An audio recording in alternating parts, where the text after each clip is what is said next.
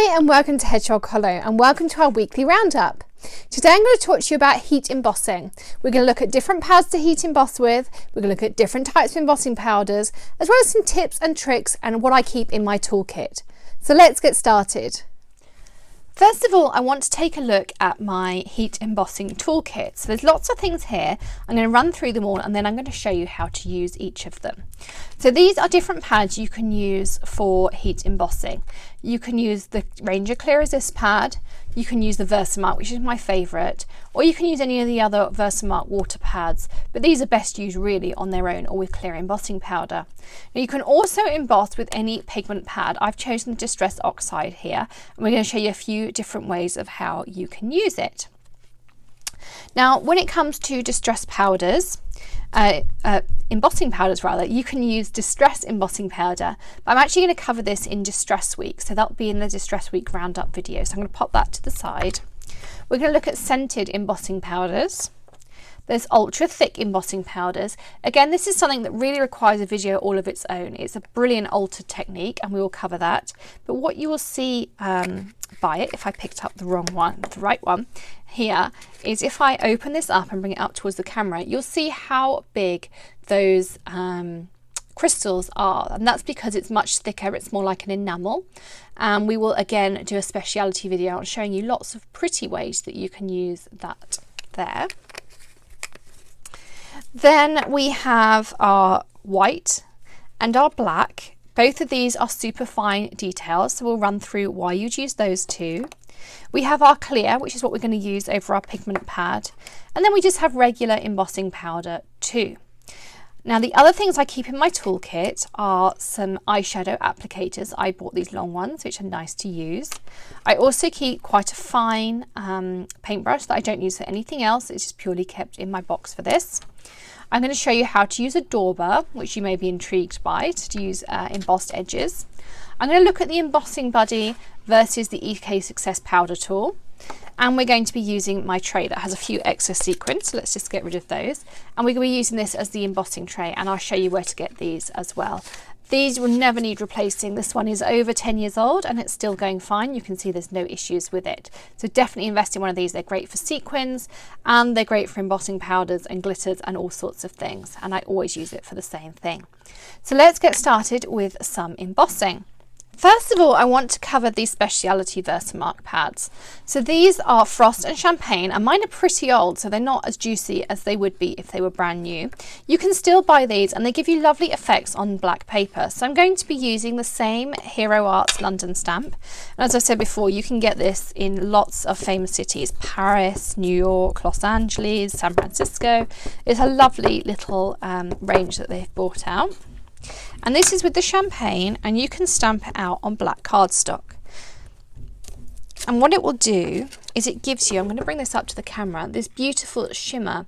And what I can see is it's this lovely golden shimmer. So it's great for backgrounds.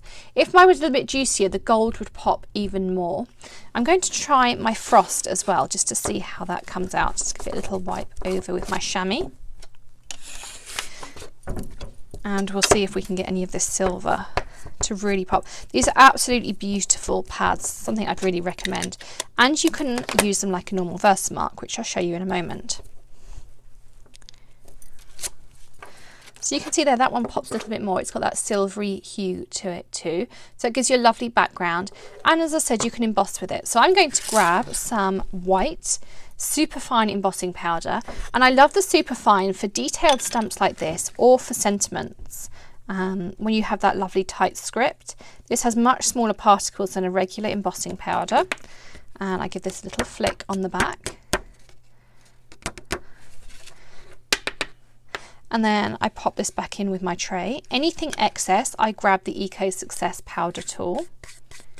And that just allows me to nicely put it back in, and it avoids any static in there too. So I'm just going to take that out there. You'll see there's a few areas, because I forgot to use my EK Success tool or my embossing buddy, the some of the powder will actually just stick to your paper because of the static that's in there. So I'll show you on the next one the difference it makes if we use this. You don't get this. And this is why I keep a little paintbrush in here, because I can just go into the areas on the cardstock and with a little blow and occasionally a strong flick on the back side, you can then just take all these little powdery areas away. Now this is great for those larger areas. So down the side where it's really kind of stuck, I can take my eye makeup applicator, which I will link up again for you in the blog post, and I can just make sure that it's a nice clean impression. Now I'm going to heat this with my heat tool. Do not use a hairdryer, it won't work. A heat tool is much hotter and does not blow as much. Now I use the Doris heat tool. It's okay, but it's not the one I'd recommend. I recommend the Hero Arts one. It's definitely the best one on the market. I've got one on order. I found one on sale, and I'll link that up in the blog post for you too. And what we're going to do is we're going to turn it on. I let mine heat up just for a few seconds, like this.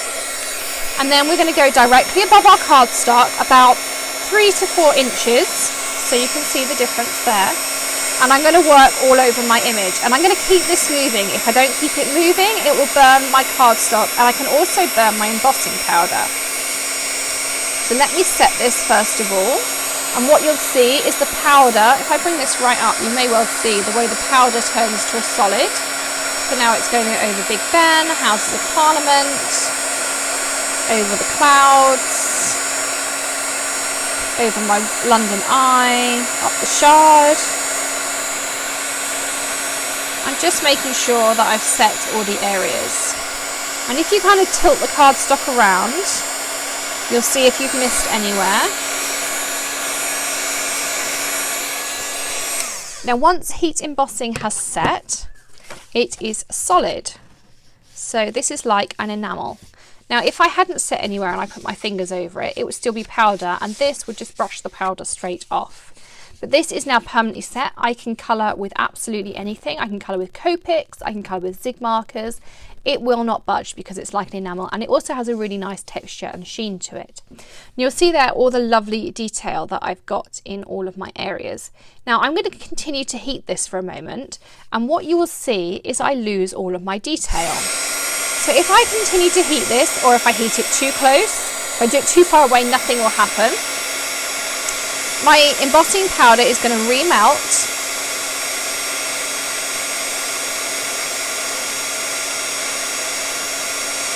and first of all I'm going to lose the details. Secondly, I'm going to lose that lovely sheen and detail, and if I keep going I can set fire to my paper or leave a burn mark, which is even worse on white paper.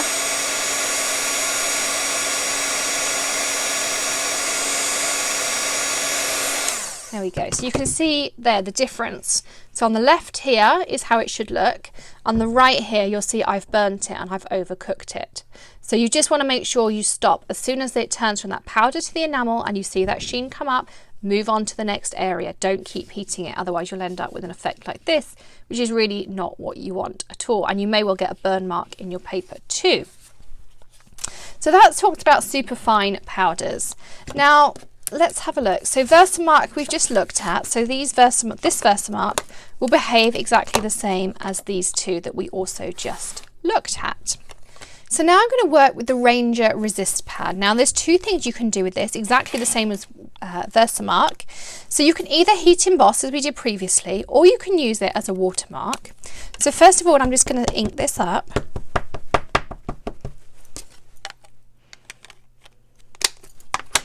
I'm going to stamp it out, and I'm just going to expedite the drying process with my heat gun.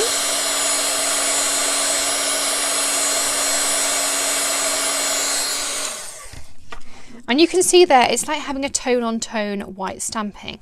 But to make that really pop, you can take anything water-based. You could take Distress ink, you could take dye inks, you could take some pigment inks. I just have a Stampin' Write marker, and I'm just going to go over the top here.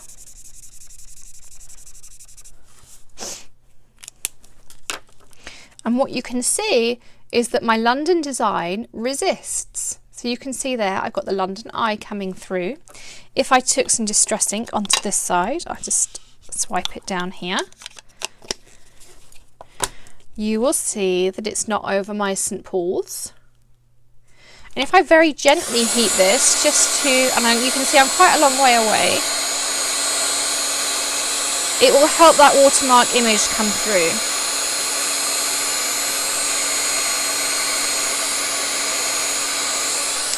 So you can see there, particularly with the distress inks, and the camera isn't the best to show you this, it's better in the flesh. It really does pop through nicely, so that will give you a really nice background. So that's one thing you can do to watermark. Now the other option again is heat embossing. So you can either use, when heat embossing, something called an embossing buddy, or you can use the EK Success powder tool. Now my preference comes with the powder tool, because particularly when I'm using dark cardstock, if I grab my black here, if I use my embossing buddy, I get this chalkboard effect when I don't really want it. It's brilliant to make a chalkboard effect, but I don't necessarily want that. Whereas if I use the EK Success powder tool, I might get the odd smudge, but I'm not getting anywhere near as much. And these will also brush off much easier. They've kind of stuck to my Versamark. But this will brush off much easier, whereas I can't actually brush this embossing buddy off at all. So you take your powder tool and go backwards and forwards. This will remove any static that's on your page. We'll again take the clear resist pad for this one.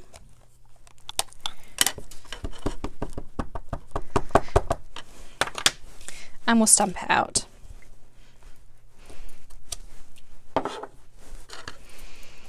And I'm going to use just some regular embossing powder. This is liquid platinum.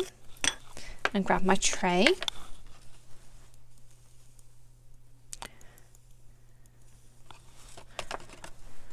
Ooh.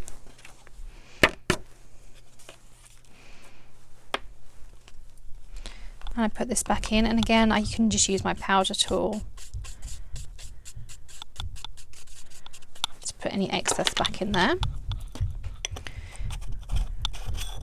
And you can see with this one I have far less excess powder stuck to my cardstock. In fact, even I missed this corner, but that's okay for a sample.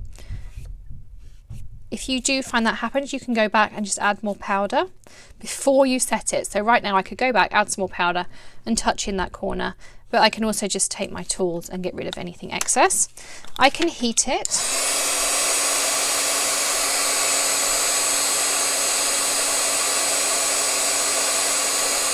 You can see how that lovely patina is changing.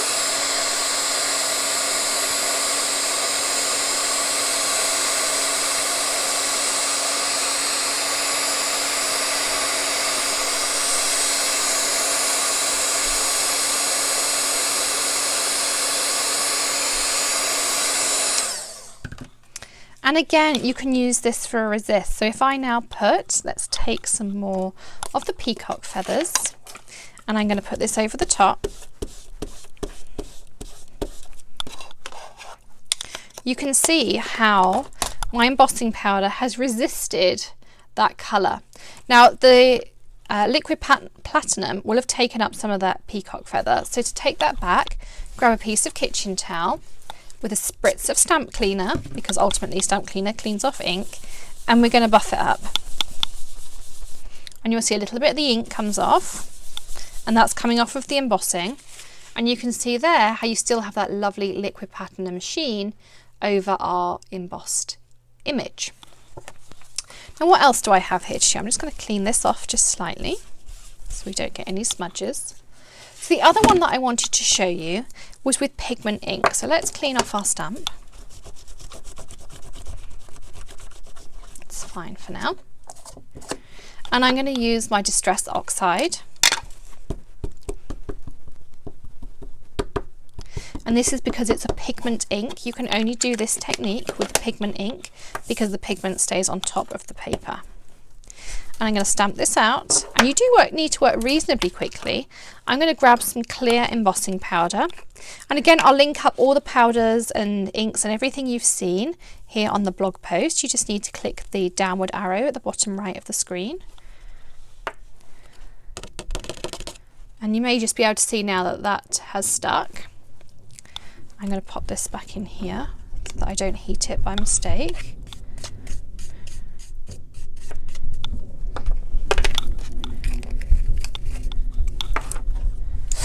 And now I'm just going to heat this so it sets.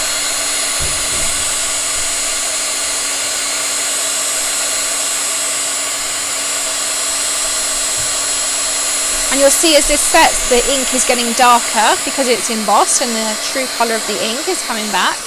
And this technique is particularly useful if you want to use pigment inks on porous surfaces like glossy cardstock. And here, so I now have this lovely enamel. I don't know if the camera's going to pick up the detail, that's slightly raised. My ink's completely set. I could add the resist colour like I did previously. There's lots and lots of things I could do. So that's also another way. Now the only other powder I have here is a scented embossing powder. Now you can also make your own scented embossing powders, and Maddie's going to stop by with a video in the coming weeks onto how to make your own scented embossing powder. But you use this exactly the same as any other. You just have to be careful when you heat it not to burn it, because otherwise you won't get that lovely smell of whatever you want. So I will save that technique for Maddie, but that's something else that's on the market. But one thing I did want to show you, and I'm just going to clean my stamp off because I have a habit of spreading the ink around otherwise. Let's just clean that off there and put that to the side.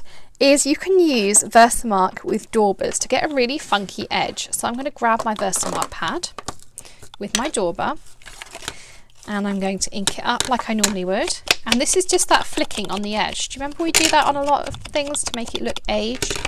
Well, now the only thing about this, and this looks great on Christmas projects to edge things and make them look old, particularly maybe a Santa's list. Of course, I can't see where my ink is, so I kind of have to do this in stages.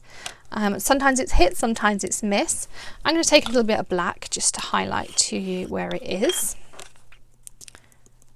And I'm going to put it all the way around my corners, my edges here.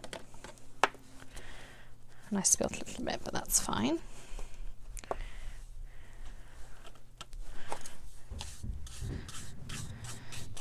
And we'll put all of our powder back in.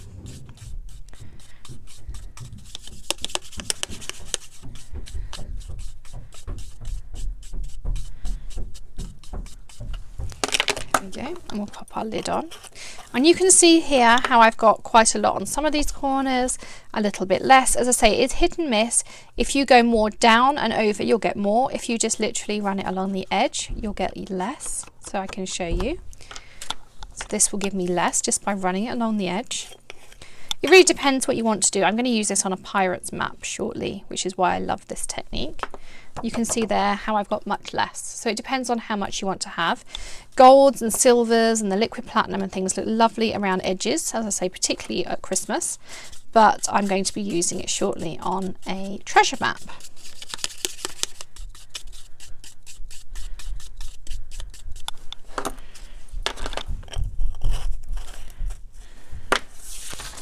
Get rid of that. And then we can heat set it.